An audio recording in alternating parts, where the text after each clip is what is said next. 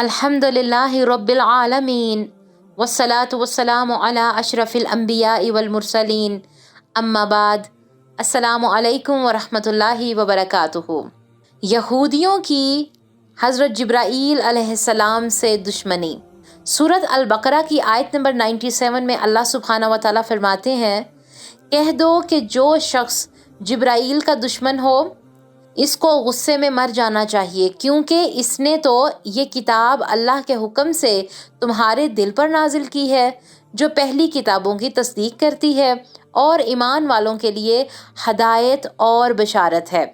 اسی طرح سورۃ البقرہ 98 میں بھی اللہ تعالیٰ فرماتے ہیں کہ جو شخص اللہ کا اور اس کے فرشتوں کا اور اس کے پیغمبروں کا اور جبرائیل کا اور میکائیل کا دشمن ہو تو ایسے کافروں کا اللہ دشمن ہے۔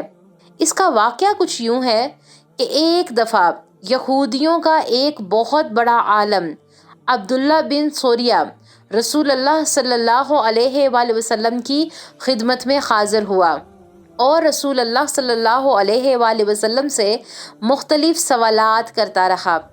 آپ صلی اللہ علیہ وآلہ وسلم نے تمام سوالوں کے تسلی بخش جواب دیے، گو ان کو پہلے بھی حضور صلی اللہ علیہ وآلہ وسلم کی نبوت کا یقین تھا، مگر اب اس کو اور بھی پختہ یقین ہو گیا۔ سوال و جواب کے بعد رسول اللہ صلی اللہ علیہ وآلہ وسلم نے فرمایا کہ اب تو تمہیں پورا یقین ہے، لہٰذا ایمان لے آؤ، اسلام قبول کر لو، ایک الہ کی عبادت کرو۔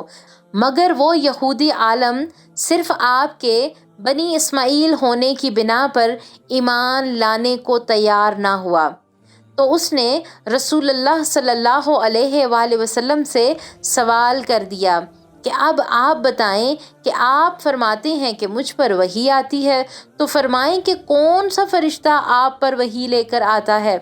تو رسول اللہ صلی اللہ علیہ وآلہ وسلم نے فرمایا کہ جیسے باقی تمام پیغمبروں پر حضرت جبرائیل علیہ السلام وحی لے کر آتے تھے، حضرت موسیٰ علیہ السلام پر بھی یہی فرشتہ حضرت جبرائیل علیہ السلام ہی وحی لے کر آتا رہا، اور حضرت جبرائیل علیہ السلام ہی مجھ پر وحی لے کر آتے ہیں۔ تو اس یہودی عالم نے کہا کہ یہ فرشتہ تو ہمارا پرانا دشمن ہے، یہ فرشتہ جب بھی وحی لے کر آتا ہے تو ہمارے لیے کوئی نہ کوئی عذاب ہی لے کر آتا ہے۔ اب بھی اس فرشتے نے بنی اسرائیل کے بجائے بنو اسماعیل کی طرف وحی لے کر آ گیا، اگر آپ کی طرف کوئی اور فرشتہ وحی لے کر آتا تو ہم فوری ایمان لے آتے، لہٰذا اس فرشتے کی موجودگی میں ہم ایمان نہیں لائیں گے۔ ان کے کہنے کا مطلب کیا تھا کہ حضرت جبرائیل علیہ السلام دشمن ہیں ان کے۔ اس واقعہ سے ہمیں کیا سبق ملتا ہے؟ اس واقعہ سے ہمیں سبق ملتا ہے کہ جب بھی کوئی قرآن کا داعی آپ کے سامنے قرآن کی بات رکھتا ہے، قرآن کے دلائل رکھتا ہے، تو آپ ان احکامات کو دیکھیں جو کہ اللہ سبحانہ و تعالیٰ کی طرف سے آپ پر لائے جا رہے ہیں، آپ کو بتائے جا رہے ہیں۔ کیوں؟ کیونکہ ہمارا مقصد کیا ہونا چاہیے، ہماری نظر کس پر ہونی چاہیے کہ ہم دیکھیں کہ پیغام کیا ہے اور کون دے رہا ہے۔ پیغام اللہ سبحانہ و تعالیٰ کا ہے اور دینے والا کون ہے؟ اللہ کا بندہ ہے۔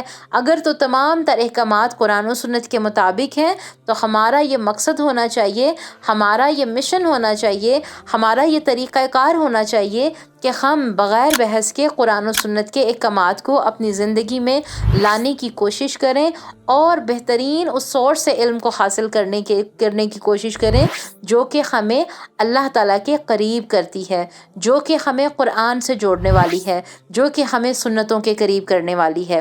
جزاک اللہ خیرا کثیر۔ السلام علیکم ورحمۃ اللہ وبرکاتہ۔ ربنا تقبل منا انك انت السميع العليم